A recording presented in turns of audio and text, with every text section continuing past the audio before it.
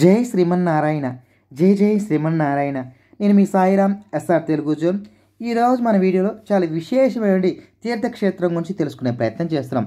ఈ క్షేత్రం మన హిందువులందరికీ కూడా సుమారుగా 550 సంవత్సరాల కలగా ఉంటూ 77 యుద్ధాల తర్వాత మనం సాధించినటువంటి దివ్యమైనటువంటి క్షేత్రం అనమాట.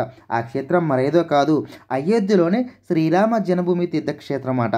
అయితే సాక్షాత్ శ్రీ మహావిష్ణువే భూమి మీద నరుడుగా అవతరించి ధర్మాన్ని ఏ విధంగా ఆచరించాలో మనందరికీ చూపించిన అవతారమే శ్రీరామచంద్రుని అవతారం. ఆ శ్రీరామచంద్రుని అవతారం రూపుదాల్చినటువంటి నగరమే ఈ అయోధ్య నగరం. అట్టి నగరంలో మనందరం కూడా ఈనాడు ఆ స్వామికి శ్రీరామ జన్మభూమి తీర్థక్షేత్రం అని చెప్పి ఒక విశేషమైన క్షేత్రాన్ని మనం అక్కడ నిర్మించుకున్నాం అనమాట. ఆ క్షేత్రం యొక్క విశేషాలు ఏంటి, అక్కడ జరిగే వింతలు ఏంటి అనేవన్నీ కూడా ఈ వీడియోలో మనం తెలుసుకునే ప్రయత్నం చేద్దాం. అయితే ముందుగా ఈ అయోధ్య నగరం ఎక్కడ ఉంది అంటే మన భారతదేశంలోని ఉత్తరప్రదేశ్లోని ఫైజలాబాద్ జిల్లాలో అయోధ్య నగరంలో సరయూ నది ఒడ్డున ఉందన్నమాట. అందులో స్వామివారికి ఈనాడు మన ఒక విశేషమైన తీర్థక్షేత్రాన్ని నిర్మించుకుంటున్నాం. ఈ క్షేత్రం మొత్తం కూడా ఏంటంటే 70 ఎకరాలు విస్తరించి ఉంది. అందులో ప్రధానంగా 2.77 ఎకర్స్లో ప్రధాన ఆలయాన్ని మన వాళ్ళు నిర్మించడం జరుగుతుందన్నమాట. అయితే ఈ ఆలయం చుట్టూ కూడా మనకి 70% కూడా మొక్కల్ని పెంచడం జరుగుతుంది. అంటే మనకి ఏంటంటే రానున్నటువంటి కాలంలో కాలుష్య నివారణ కోసం మనం పచ్చదనాన్ని పెంపొందించాలనే విధంగా ఈ ఆలయం చుట్టూ కూడా మన వాళ్ళు మొక్కల్ని పెంచడం జరుగుతుందన్నమాట. అంటే రానున్న సుమారు 100 సంవత్సరాల తర్వాత అంటే ఈ ఆలయం కూడా దట్టమైన అడవిలో మనకు దర్శనమిస్తుందన్నమాట.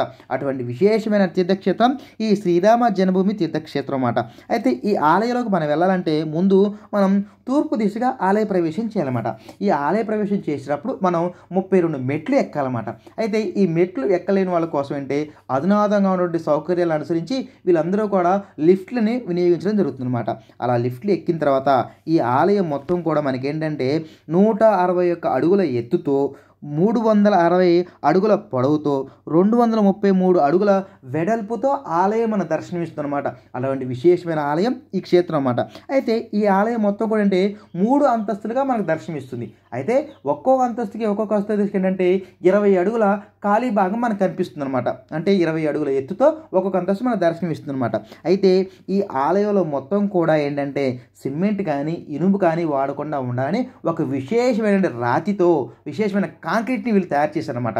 అలాగే ఈ ఆలయం కింద భాగంలో కూడా ఏంటంటే మనం చెప్పుకున్నాం, ఇక్కడ ఒక 77 యుద్ధాలు జరిగాయని చెప్పుకున్నాం కదా. అంటే ఒక తవ్వకాలు జరగడం కానీ కొత్త వేరే నిర్మించుకోవడం కానీ పడేయడం కానీ నిర్మించుకోవడం ఇలా జరిగింది. అలా జరగడం వల్ల అక్కడ ఉన్నటువంటి నేల మొత్తం కూడా సారం మొత్తం పోయింది, గట్టితనం పోయింది కదా. దానికోసం వాళ్ళు ఏం చేశారంటే సుమారుగా ఒక 40 అడుగుల లోతు మొత్తం తవ్వేసి ఆ మట్టిని మొత్తం తీసేసి వీళ్ళు విశేషమైనటువంటి కాంక్రీట్ని పోస్తారనమాట. ఆ కాంక్రీట్ ఏంటంటే పొరలుగా పోయటం వల్ల కాలక్రమేణా అది ఒక శిలగా మారిందనమాట.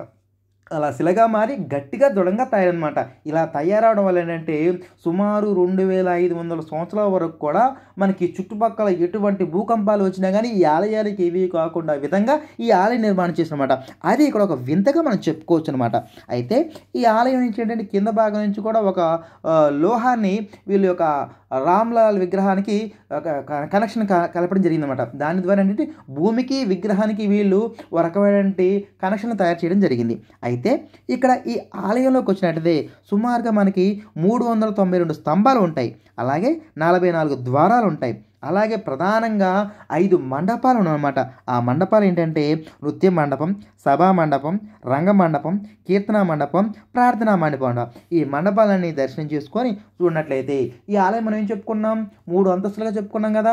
మొదటి భాగంలో కింద భాగంలో మనకేంటంటే ఆ శ్రీరామచంద్రుడు 5 సంవత్సరాల వయసులో బాలుడుగా ఉన్నప్పుడు ఏ విధంగా దర్శనం ఇచ్చాడో అటువంటి విశేషమైనటువంటి రూపలావణ్యంతో విగ్రహాలను తయారు చేయడం జరిగిందనమాట. ఈ విగ్రహాలు ఏంటంటే మనకి 8 అడుగుల ఎత్తుతోనూ 4 అడుగుల వెడల్పుతోనూ సింహాసనం మీద సుమారుగా 51 అంగుళాలతో దివ్యమైనటువంటి విగ్రహ రూపంగా మనకు దర్శనమిస్తున్నారు అనమాట. అక్కడ రాముడు, లక్ష్మణుడు, సీత, హనుమంతుడు మనకు దర్శనమిస్తారన్నమాట. అటువంటి స్వామిని మనం ఏంటంటే 35 అడుగుల దూరంగా మనం స్వామిని దర్శనం చేసుకోవాలన్నమాట.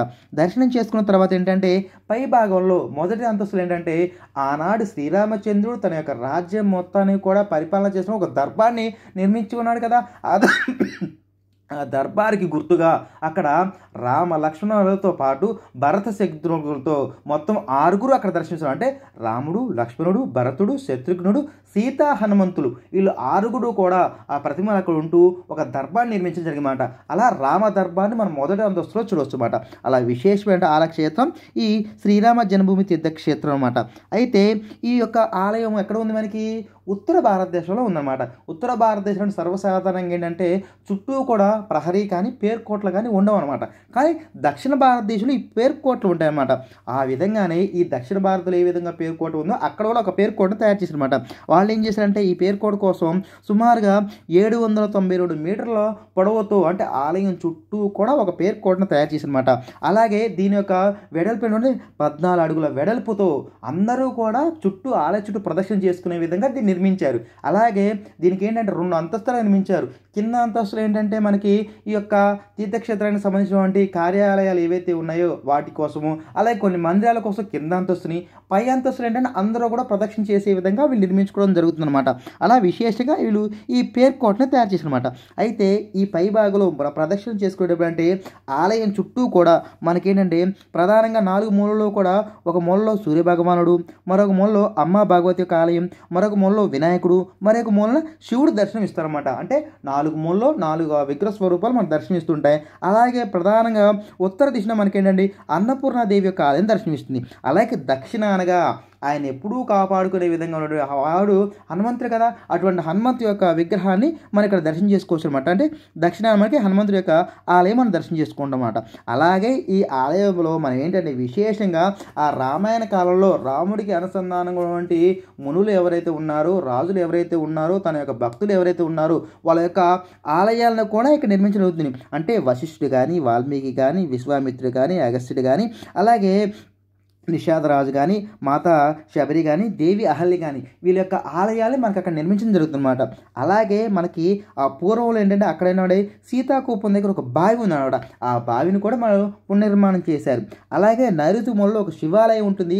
ఆ శివాలయాన్ని పునర్నిర్మాణం చేస్తూ అక్కడ జటాయు యొక్క విగ్రహ ప్రతిష్ఠ చేసే ఆలోచన మనం వాళ్ళు చేయడం జరుగుతుందన్నమాట. అలాగే ఇంత ఆలయం నిర్మించిన తర్వాత ఇంత భవ్యమైన ఆలయం ఉంది కదా, మరి వీటన్నిటికి కూడా మనకేంటంటే మంచినీరు కావాలి. అలాగే అక్కడ పారిశుద్ధ్యం కోసం, క్లీన్ చేసుకోవడం కోసం నీరు కావాలి. మరి ఈ నీళ్ళు అన్నిటి కోసం వాళ్ళు ఏం చేశారంటే సరియు నది ద్వారా కొన్ని నీళ్ళు తీసుకోవడం జరిగింది.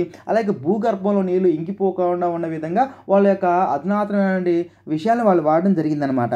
అయితే ఇలా చేసుకుంటూ వాళ్ళు ఏం చేశారంటే అక్కడ ఉండే అయోధ్య నగరానికి వీరు ఎటువంటి భారం కాకుండా ఉండే విధంగా వీళ్ళు మంచినీటి శుద్ధ కార్యాలయాలు, అలాగే అగ్నిమాపక కార్యాలయాలు, స్వతహాగా విద్యుత్ సరఫరా కేంద్రాలను వీళ్ళు తయారు చేసుకున్నారు అనమాట.